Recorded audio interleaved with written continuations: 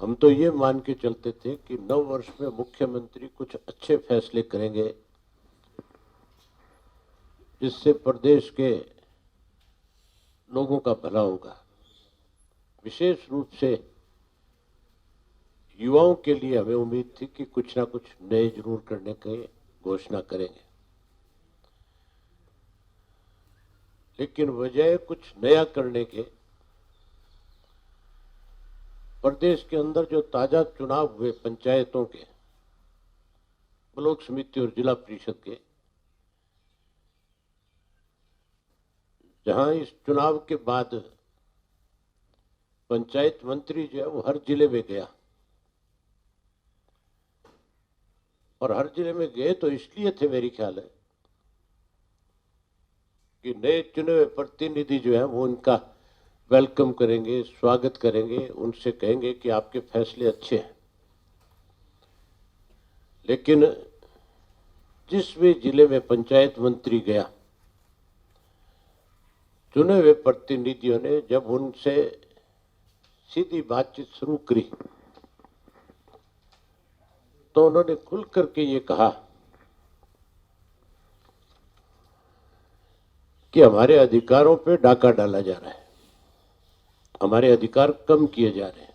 इस सरकार के खिलाफ अगर सीबीआई से जांच करा ली जाए तो सरकार में बैठा कोई व्यक्ति आज इस बात से बच नहीं सकता कि उसने सरकार में बैठ करके अपने पदों का दुरुपयोग ना किया और मिसयूज ना किया। कईयों की 1 से भी ज्यादा है, 5 है, किसी की 10 तक भी है। वो अपने जो पैसे, अपनी पंचायत के पैसे हैं, उसको वो स्वयं खर्च नहीं कर सकते। एक ऐसा कानून बना दिया इन्होंने जहां कहते थे पंचायतों को ज्यादा अधिकार दे दिए, वहां पंचायतों को अधिकार देने की बजाय उनको तो कमजोर कर दिया। और जो सरकारी अफसर जो पैसा खाते थे, जो कमीशन ऐंठते थे, जिनके माध्यम से ऊपर तक पैसा जाता था, 8% से 10% पैसा जो है हर डिपार्टमेंट के अंदर मंत्री तक के लोगों के पास जाता है। और इस विभाग के अंदर भी हम तो ये मानते थे कि अब अंकुश लगेगा, क्योंकि जो मंत्री है बबली, ये बहुत शोर मचाता था जब तक मंत्री नहीं बना था। कभी फतेहाबाद के आपके ग्रेजुएशन मीटिंग कमेटी की मीटिंग होती थी, उसमें कहता था कि फला फला अफसर जो है लूट मचा रहे हैं, उन पर अंकुश होना चाहिए। गांव में जाता था, विकास के काम होते थे, वहीं गली की ईंट उखाड़ करके खड़ा हो जाता था कि इसमें कच्ची ईंटें लगाई जा रही है, पैसा खाया जा रहा है। अनेक बार इसने विधानसभा में विरोध किया और विधानसभा के बाहर इस बात को विरोध किया कि हमारी अपनी सरकार जो है वो भ्रष्टाचार के अंदर डूबी हुई है। अगर भ्रष्टाचार ही खत्म करना था तो फिर इन अधिकारियों के अधिकार कम करने चाहिए थे। फिर तो जो चुनी हुई पंचायत है उसको अधिकार ज्यादा देने चाहिए थे।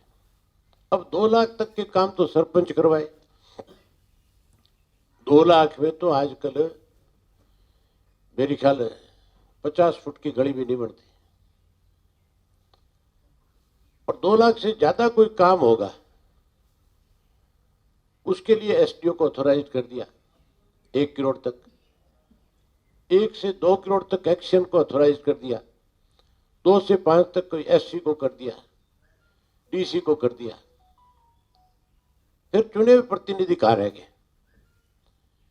फिर तो इसका मतलब ये हो गया कि आप चुने हुए लोगों के खिलाफ जो है षड्यंत्र के तहत उनको कमजोर करने की कोशिश करते हो। इसीलिए आज सब जगह पे सरकार का विरोध है। मैं तो आज आपके माध्यम से चुने हुए प्रतिनिधि जो है, जो सरपंच है, जो ब्लॉक समिति के मेंबर है, जिला परिषद के मेंबर है, उनसे एक बात कहना चाहता हूं कि आप अपने अधिकारों के लिए राजनीति से ऊपर उठ करके इकट्ठे हो और इकट्ठे होकर के सरकार को इस बात के लिए मजबूर करो कि जो हमारे अधिकार पुराने थे, और अगर चुने हुए लोग विरोध करेंगे तो फिर मुख्यमंत्री को प्रदेश के लोगों से माफी भी मांगनी होगी और अपना जो गलत फैसला इन्होंने किया है उस फैसले को वापस भी लेना पड़ेगा।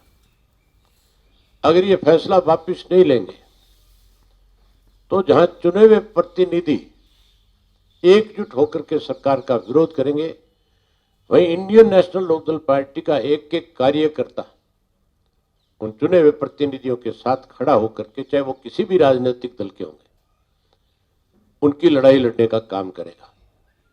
हम इस तरह से हरियाणा के चुने हुए लोगों के साथ भेदभाव नहीं होने देंगे।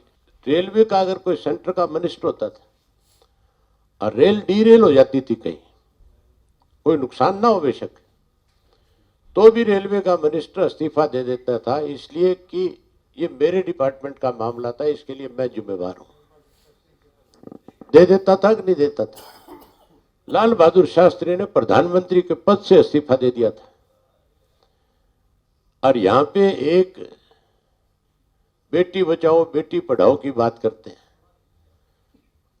और एक महिला कर्मचारी कोच उनकी आकर के आरोप लगाती है। मुख्यमंत्री उसके खिलाफ संज्ञान लेने की बजाय उसको बचाने का काम कर रहा है। इससे ज्यादा शर्मनाक बात नहीं हो सकती। मेरी ख्याल मुख्यमंत्री ने बेटी बचाओ और बेटी पढ़ाओ इस नारे पे कई बार भाषण दिया होगा, लेकिन बेटियों को कैसे सुरक्षित रखा जाए इसके बारे में कभी विचार नहीं किया होगा। मुख्यमंत्री को सोचना चाहिए कि तू क्या फैसला ले रहा है, किस तरह से तू सरकारी वकीलों की जिम्मेवारी लगा करके उसको बचाने का प्रयास कर रहा है।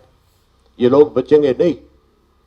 अगर इनको पुलिस से क्लीन चिट भी मिल गई तो आप देखना कोर्ट इस पर संज्ञान लेगी और इसको मंत्री पद से जाना होगा, ये बचेगा नहीं।